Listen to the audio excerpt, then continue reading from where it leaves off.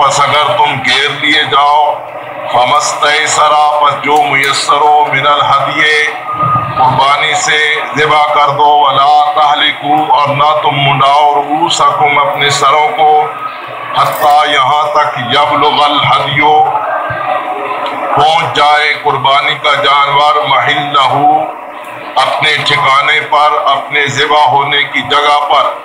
فمن کانا پس جو کوئی ہے منکم تم میں سے مریضاً بیمار، او بہی اذی من رأسہ یا اسے تکلیف ہے اس کے سر میں، ففدیۃ پس وہ فدیہ دے، من صیام روزوں سے، او صدقہ یا صدقے سے، او نسک یا قربانی سے۔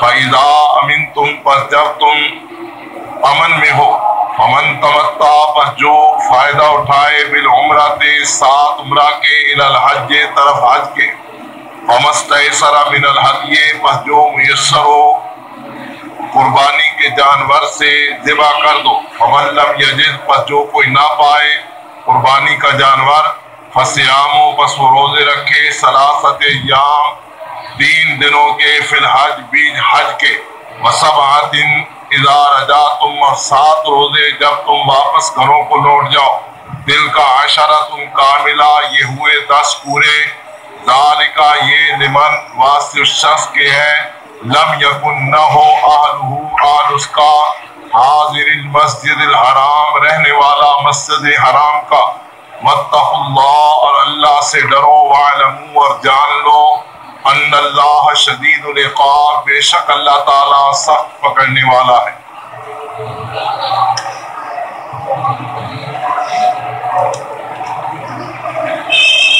ارشاد ہوتا ہے وَأَتِمُّوا الْحَجَّ وَالْعُمْرَةَ لِلَّهِ، پورا کرو حج اور عمرہ کو واسطے اللہ کے۔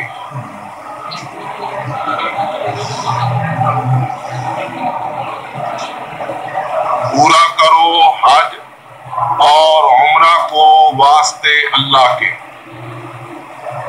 یعنی جب تم حج اور عمرہ کا احرام باندھ لو تو پھر تم پر لازم ہے کہ تم جس نیت سے حج یا عمرے کا احرام باندھ چکے ہو اسے پورا کرو، مکمل کرو، للہ اللہ کے لیے، یعنی اس عمل کو پورے خلوص سے، پوری توجہ سے اور پوری نیک نیتی سے اللہ کی رضا اور خوشنودی کے لیے مکمل کرو۔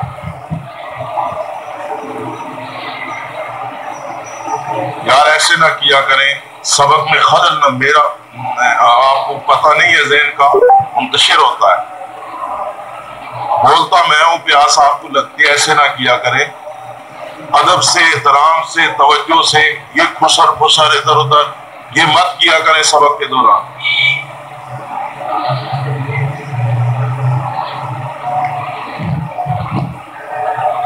یہ تو ہوا حکم کہ جب تم احرام باندھ لو تو کوشش کرو اس کو پورا کرو۔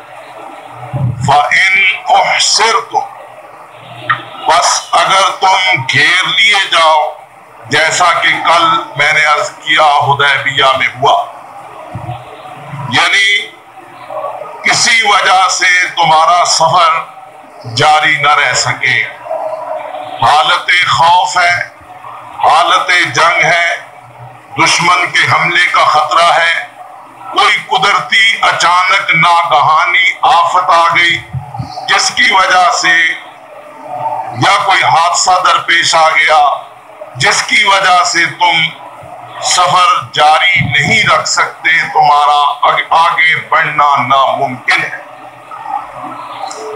یعنی تم احصرتم گھیر لیے جاؤ، مجبور کر دیے جاؤ، سفر تمہیں ترک کرنا پڑے، تو ایسی حالت میں فَمَسْتَيْسَرَ مِنَ الْهَدْيِ جو تمہیں قربانی سے میسر ہے اس کو وہیں پر ذبح کر دو۔ کل حدیبیہ کی بات ہوئی تھی، نبی اکرم صلی اللہ علیہ وسلم احرام کی حالت میں کم و بیش 1400 اصحاب بھی آپ کے ہم نکاح تھے۔ جب معاہدہ ہوا تو آپ نے فرمایا کہ جو ہدایا ہے، ایک لفظ نسک کا، ایک لفظ ہدی کا استعمال ہوا ہے، دونوں جانور ہیں، لیکن نسک عام قربانی کو کہتے ہیں اور ہدایا ان قربانی کے جانوروں کو کہتے ہیں کہ جو حاجی یا عمرہ کرنے والا زائر اپنے ساتھ ان جانوروں کو اس نیت سے لے کر جائے کہ ہم نے ان کو اللہ کے گھر میں جا کر مقام حلال پر ان کو ذبح کرنا ہے منا کے اندر، یعنی ساتھ ہدیہ کا معنی ہوتا ہے تحفہ۔ کوئی آدمی اللہ کی بارگاہ میں جانور بطور ہدیہ کے لے کر کے جاتا ہے ذبح کرنے کے لیے، اس کو ہدیہ یا ہدایہ کہتے ہیں جمع۔ تو فرمایا جو بھی تمہارے پاس جانور جو تم بیت اللہ کی طرف ساتھ لے کر جا رہے ہو وہاں پر ذبح کر۔ حضرت صلی اللہ علیہ وسلم نے جب معاہدہ ہوا تو فرمایا کہ جانوروں کو ذبح کر دو اور سر منڈا دو، احرام کھول دو۔ حضرت نے یہ بات کہی تو انشاءاللہ کسی اگلے مناسب مرحلے پر میں صلح حدیبیہ اور معاہدہ حدیبیہ پر تفصیلاً عرض کروں گا۔ یہ معاہدہ جو بظاہر جس کو اللہ نے فتح مبین کہا، لیکن بظاہر اس کی بعض شکیں ایسی تھی کہ جو مسلمانوں کے لیے بظاہر ناقابل قبول، اس معاہدے کو عام مسلمان سطحی طور پر اپنے لیے باعث ذلت سمجھتے تھے۔ چنانچہ جب حضرت نے حکم دیا تو صحابہ کرام نے فی الفور عمل نہ کیا، اور اللہ کے رسول کو اس بات کا بڑا دکھ ہوا کہ یہ تو میرے اشارے پر کٹ مرنے والے، اور آج میں ان کو کہہ رہا ہوں جانور ذبح کرو اور یہ ٹس سے مس نہیں ہو رہی۔ آپ خیمے میں تشریف لے گئے، آپ کے ساتھ ام المومنین حضرت ام حبیبہ رضی اللہ تعالی عنہا تھی۔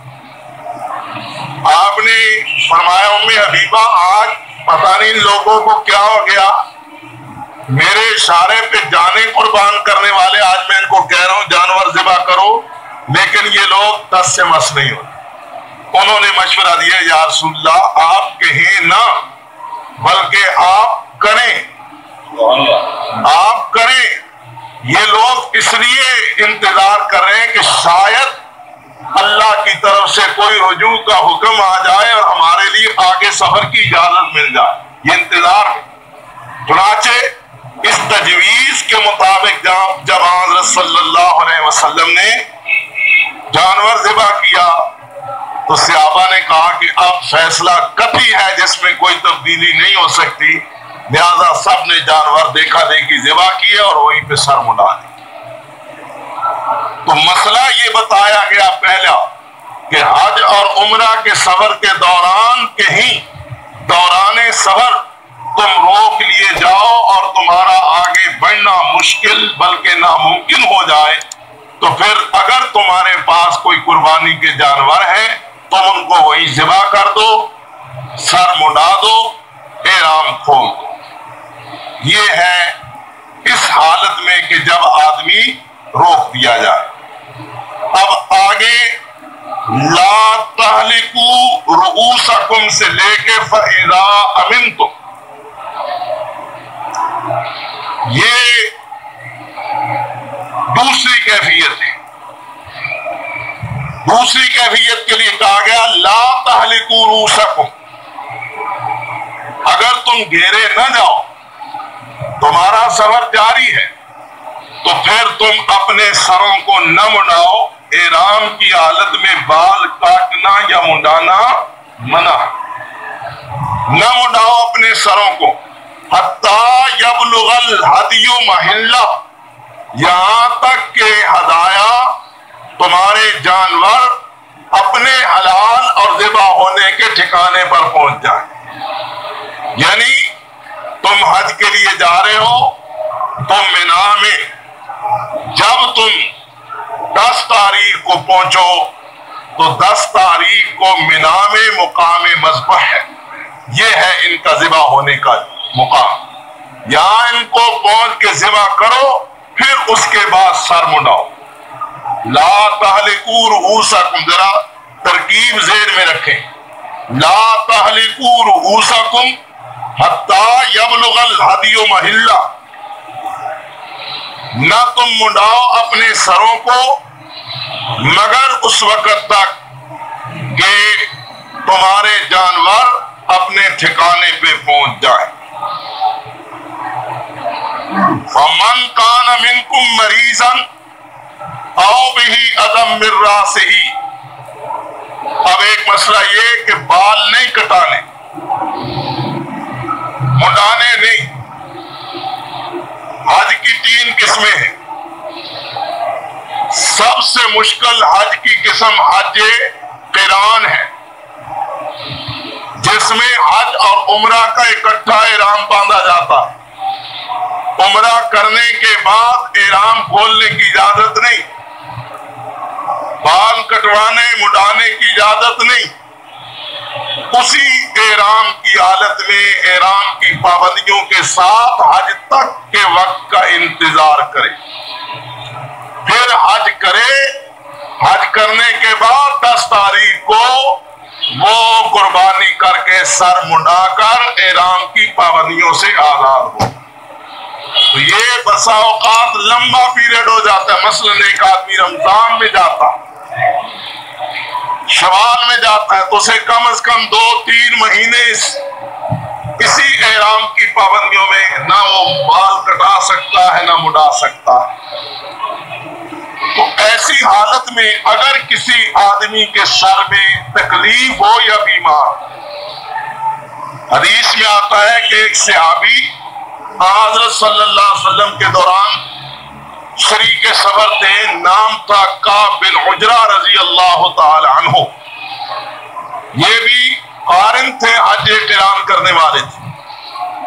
دوران سفر احرام کی پابندیوں کی وجہ سے پہلے بھی انہوں نے بال لمبے رکھے ہوئے تھے، اور اب اور بھی پابندیاں ہوئی. ان کے سر میں جوئیں پڑ گئی. انہوں نے سر منڈا دو لیکن فدیہ ادا کرنا. تو یہاں یہ مسئلہ بیان ہوا، فمن کان منکم مریضا، جو کوئی ہے تم میں سے بیمار. ایک تو یہ صورت جو میں نے عرض کی کہ جوئیں پڑ جائیں، اچانک چوٹ لگ جائے، اور بسا اوقات ایسی چوٹ لگتی ہے کہ جب تک بال صاف نہ کیے جائیں مرہم پٹی ممکن نہیں ہوتی.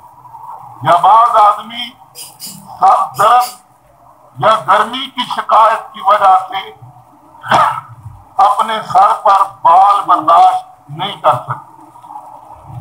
تو بہرحال کوئی آدمی بیماری کی وجہ سے یا سر میں کسی بھی تکلیف کی وجہ سے وقت مقرر سے پہلے اپنے بال اتروا دیتا ہے، منڈا دیتا ہے، تو قرآن کہتا ہے فَفِدْيَةٌ وَفِدْيَةٌ دے. فدیہ کس چیز کا؟ من صیام او صدقۃ او نسک، 3 چیزوں سے وہ فدیہ دے سکتا ہے.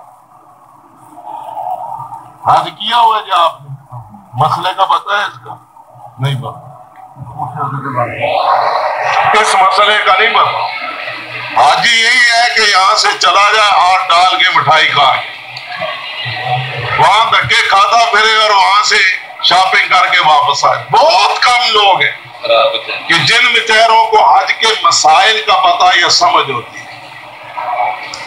اب اس حالت میں 3 طرح سے فدیہ دے، من صیام روزے سے، او صدقہ یا صدقہ، او نسک یا قربانی جس کو عام طور پہ دم کہا جاتا ہے. 3 روزے رکھے، سر میں تکلیف ہے بال اتارتا ہے تو 3 روزے رکھے، یہ فدیہ. او صدقہ یا 6 مسکینوں کو کھانا کھلائے، اور 6 مسکینوں کا کھانا 1 سا 2.25 سیر یا 2.5 کلو فی مسکین کے حساب سے اناج یا غلہ جو وہ خود کھاتا ہے، 6 مسکینوں کا کھانا اور نسک یا ایک دم یعنی بکرا یا بکری کوئی جانور وہ دے۔ یہ ہے فدیہ اس آدمی کے لیے کہ جو بامر مجبوری سر کے بال نہیں رکھ سکتا اور اتروا دیتا ہے۔ فَإِذَا أَمِنْتُمْ، فرمایا یہ ساری کیفیت اس وقت کے لیے ہے کہ جب تم امن کی حالت میں ہو۔ تو یہاں تک یہ پیراگراف لا تہلکوا رؤوسکم سے لے کر فَإِذَا أَمِنْتُمْ تک یہ ایک پیراگراف ہے کہ جب تم حالت امن میں ہو تو سروں کو نہ منڈاؤ یہاں تک کہ تمہارے قربانی کے جانور اپنی حلال ہونے کی جگہ اور ٹھکانے پر پہنچ جائیں۔ ہاں اگر بالفرض مجبوراً کوئی تم میں سے بیمار ہے یا اس کے سر میں کوئی تکلیف ہے تو پھر 3 روزے یا 6 مسکینوں کا کھانا یا ایک دم بکرا بکری یا جانور ایک ذبح کرے۔ 2 پیراگراف، اب تیسرا پیراگراف فَمَن تَمَتَّعَ بِالْعُمْرَةِ إِلَى الْحَجِّ، جو تمتع کرے، تمتع کا معنی فائدہ اٹھائے،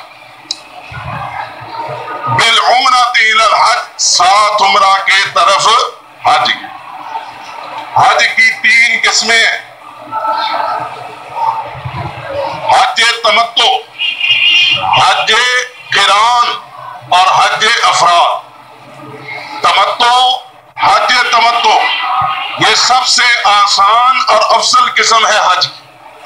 نبی کریم صلی اللہ علیہ وسلم نے حج قران فرمایا، لیکن آپ نے قران کا عمرہ کرنے کے بعد ارشاد فرمایا کہ جو اب میرے اللہ نے مجھے بتایا ہے اگر اس کا مجھے پہلے علم ہوتا تو میں بھی تمتع کا احرام باندھتا، لیکن چونکہ میں نے قران کا احرام باندھا ہے اس لیے اب میں قران کروں گا۔ تمتع سب سے آسان اور سب سے افضل قسم ہے۔ اس کے لیے حاجی جب بھی اپنے میقات پہ پہنچتا ہے تو وہ ارادہ یہ کرتا ہے کہ میں نے حج اور عمرہ دونوں کرنا ہے، پہلے وہ صرف عمرے کا احرام باندھتا ہے، سمجھ آئی؟ مکے پہنچ کر عمرہ کر کے وہ احرام کھول دیتا ہے، بال منڈا دیتا ہے، وہ آزاد ہے احرام کی پابندیوں سے۔ اب وہ آرام سے اللہ اللہ کرے، 8 ذی الحج فجر کی نماز کے بعد وہ جہاں مکے میں یا حد حرم میں یا جس جگہ بھی قیام پذیر ہے وہ اپنے گھر سے نماز فجر کے بعد احرام باندھ کر مینا کی طرف جائے۔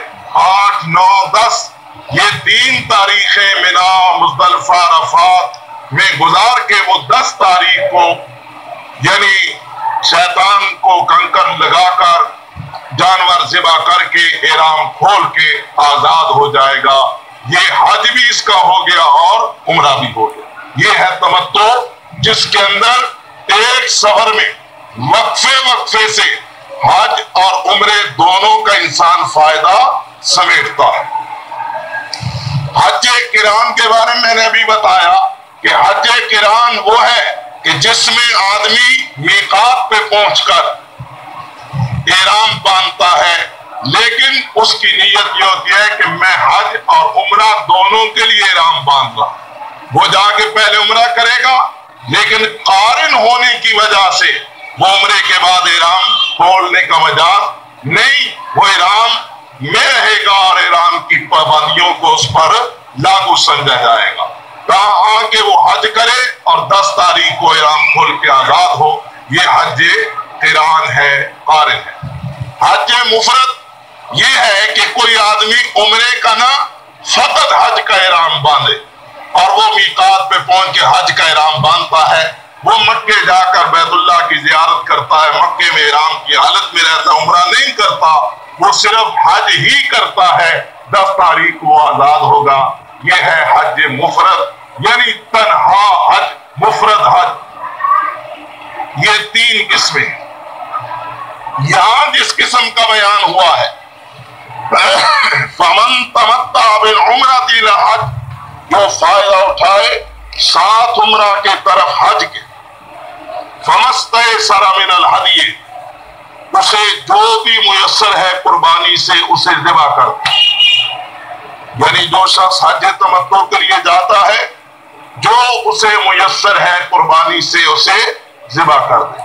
فمن لم یجد، پر جو شخص حج کے لیے تو جانے کا شوق رکھتا اور حج کے لیے جاتا، لیکن وہ غریب آدمی ہے، نادار ہے، یا اس کے پاس خرچہ نہیں، یا اس کے اخراجات ایسے ہو گئے کہ اب اس کے پاس کوئی چیز باقی نہیں بچی، تو وہ قربانی نہیں خرید سکتا.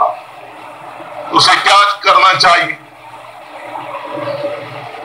جو آدمی مجبور ہے، شریعت نے اس کو آسانی مہیا کی، وہ کیا کرے؟ 10 روزے اس پر قربانی کے بدلے میں رکھنے لازم ہے. فمن لم یجد، جو ہدیہ کو قربانی کو نہ پائے، فصیام، بس روزے رکھے 3 ایام، 3 دنوں کے، فی الحج، حج کے اندر. یعنی یہ 1 ذی الحج سے لے کے 8 ذی الحج تک، یہ حج کے دن، ان میں 3 روزے آدمی رکھے. 8 ذی الحج تک 3 روزے رکھے، 8، 9، 10، 13 تک یہ روزے نہیں رکھ سکتا حج.